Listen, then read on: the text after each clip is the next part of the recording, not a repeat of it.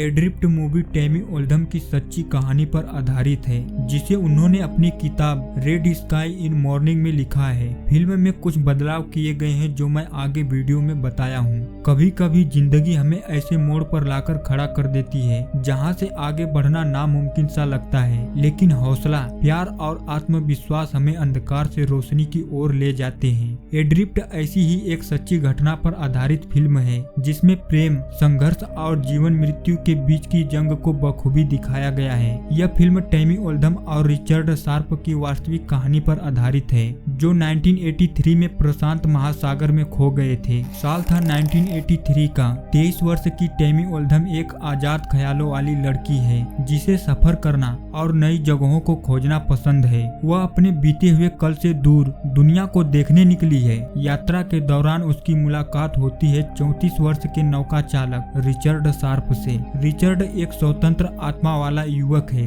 जो अपनी छोटी नाव पर समंदर की लहरों के साथ खेलना पसंद करता है। दोनों में जल्द ही दोस्ती हो जाती है और यह दोस्ती प्यार में बदल जाती है। टैमी और रिचर्ड के दिलों में एक दूसरे के लिए अटूट प्यार बस जाता है। वे जल्द ही एक दूसरे से सगाई करने वाले थे। एक दिन रिचर्ड और टैमी को एक बुजुर्ग दंपति से ऑफर मिलता है उनकी शानदार नौका हाजना को ताहिती से सैन डिएगो तक पहुंचाने का। यह सुनहरा मौका था क्योंकि इससे न सिर्फ उन्हें पैसे मिलते बल्कि उनका रोमांचक समुद्री सफर भी जारी रहता। उन दोनों ने खुशी खुशी इस सफर को स्वीकार कर लिया और हाजना नामक नौका पर सवार होकर विशाल समुद्र की ओर निकल पड़े। शुरुआत में सब कुछ रोमांचक और सुहावना था, खुला आसमान, चमकता सूरज और चारों तरफ सिर्फ नीला पानी। लेकिन उन्हें इस बात की भनक तक नहीं थी कि प्रकृति उनसे एक खतरनाक परीक्षा लेने वाली थी। कुछ ही दिनों बाद उन्हें खबर मिली कि प्रशांत महासागर में एक विशाल तूफान हरिकेन रेमोंड आ रहा है। यह तूफान 160 मील प्रति घंटे की रफ्तार से बढ़ रहा था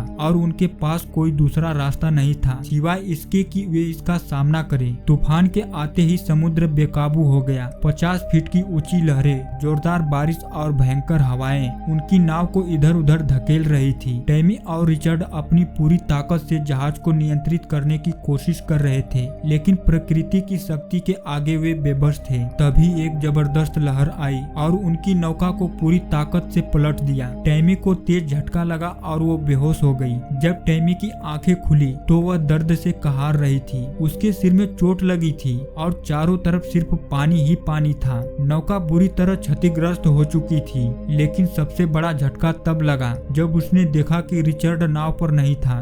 डरी सहमी टैमी ने समुद्र में चारों ओर नजर दौड़ाई और दूर लहरों के बीच एक टूटी हुई लाइफ राफ्ट पर रिचर्ड को बेहोश पाया। वह आधे डूबे हुए जहाज के एक हिस्से को पकड़कर लहरों के साथ बह रहा था। उसकी टांग टूट चुकी थी और वह पूरी तरह बेबस था। टैमी ने अपनी सारी हिम्मत जुटाकर किसी तरह उसे नाव तक खींच लिया। अब टैमी पूरी तरह अकेली थी। रिचर्ड गंभीर रूप से घायल था और नौका लगभग बर्बाद हो चुकी थी, लेकिन हार मानने का सवाल ही नहीं था। उसने जहाज की जांच की। खाने पीने का सामान बहुत कम बचा था। रेडियो और नेविगेशन सिस्टम खराब हो चुके थे और पाल पूरी तरह से फट चुका था। टैमी ने अपनी सीमित संसाधनों से नौका को चलाने की योजना बनाई। वह रोज सूरज को देखकर दिशा की अंदाजा लगाती कि उन्हें किस ओर जाना चाहिए। उसने समुद्र से मछलियां पकड़कर खाना शुरू किया और बारिश के पानी को जमाकर पीने लगी। उसकी आंखों में सिर्फ एक ही लक्ष्य था, किसी तरह जिंदा बचना। समुद्र के बीच कई दिन गुजर चुके थे।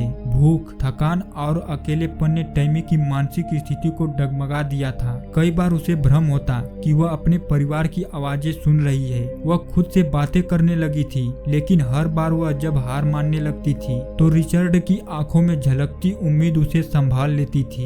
एक दिन जब टैमी रिचर्ड से बात कर रही थी तब उसे एक भयानक एहसास हुआ। रिचर्ड वहां नहीं था। तूफान की रात जब लहरों ने उनकी नाव को पलटा था तभी रिचर्ड समुद्र में समा चुका था। वह जिसे इतने दिनों से देख रही थी वह केवल उसके दिमाग का भ्रम था। टैमी की आंखों से आंसू बह रहे थे, लेकिन उसने हार नहीं मानी। वह जानती थी कि अगर वह खुद को कमजोर पड़ने देगी तो वह बच नहीं पाएगी। 41 दिनों तक टैमी अकेले समुद्र में संघर्ष करती रही। उसका शरीर कमजोर हो चुका था, लेकिन उसका हौसला अभी भी मजबूत था। आखिरकार उसे दूर एक जहाज दिखाई दिया। उसने अपनी आखिरी ताकत जुटाकर नाव को उस दिशा में मोड़ा और जलते हुए फ्लेयर से संकेत दिया। सौभाग्य से जहाज के लोगों ने उसका संकेत देख लिया और उसकी जान बचा ली। टैमी को जब अस्पताल ले जाया गया तब उसे एहसास हुआ कि उसने असंभव को संभव कर दिखाया था। उसने अपने प्यार को खो दिया, लेकिन वह खुद को हारने नहीं दे सकती थी।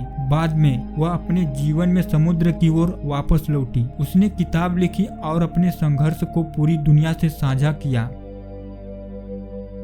हालांकि फिल्म टैमी ओल्डहम की वास्तविक आपबीती पर आधारित है, लेकिन इसे सिनेमाई प्रभाव बढ़ाने के लिए बदला गया था, जिसमें मैंने 5 पॉइंट को कवर किया हूँ। पॉइंट नंबर 1, रिचर्ड की कहानी। असलियत में तूफान के दौरान रिचर्ड शार्प समुद्र में गिर गए और डूब गए। टैमी जब बेहोश थी तभी रिचर्ड खो चुके थे और वह फिर कभी नहीं मिले। फिल्म में दिखाया गया है कि रिचर्ड गंभीर रूप से घायल होकर नाव पर ही बच जाते हैं। टैमी उनकी देखभाल करती रहती है और दोनों साथ में बचने की कोशिश करते हैं, लेकिन अंत में पता चलता है कि रिचर्ड सिर्फ टैमी की कल्पना में थे, असल में वह तूफान में मर चुके थे। पॉइंट नंबर 2, टैमी का बचाव। असलियत में टैमी ने खुद अपनी नाव को हावली तक पहुंचाया। उसे कोई जहाज बचाने नहीं आया, बल्कि उसने अपने सेक्सटेंट और नक्शे की मदद से दिशा तय की और अपनी जान बचाई। फिल्म में दिखाया गया कि एक जहाज आता है और टैमी को बचा लेता है, जो वास्तविकता से अलग है। पॉइंट नंबर 3, नाव की स्थिति और संघर्ष। असलियत में हाजना नाव पूरी तरह से क्षतिग्रस्त हो गई थी और इसमें कोई भी इंजन या आधुनिक नेविगेशन सिस्टम काम नहीं कर रहा था। टैमी ने बहुत मुश्किल से बारिश का पानी इकट्ठा किया और समुद्री धाराओं का सहारा लेकर हवाई तक पहुंची। फिल्म में नाव की क्षति को थोड़ा हल्का दिखाया गया है और यह भी दिखाया गया कि टैमी के पास थोड़ा ज्यादा संसाधन थे। पॉइंट नंबर 4, तूफान आने से पहले की कहानी। असलियत में टैमी और रिचर्ड को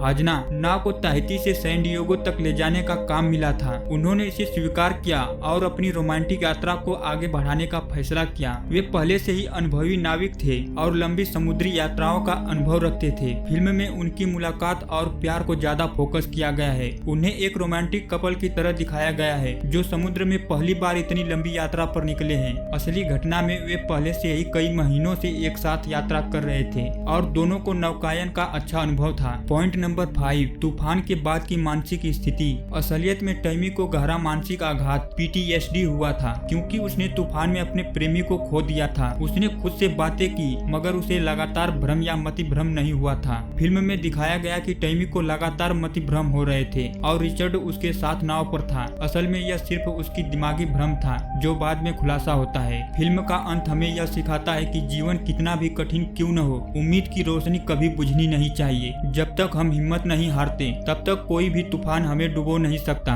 वीडियो पसंद आई हो तो अपने दोस्तों में शेयर जरूर करें।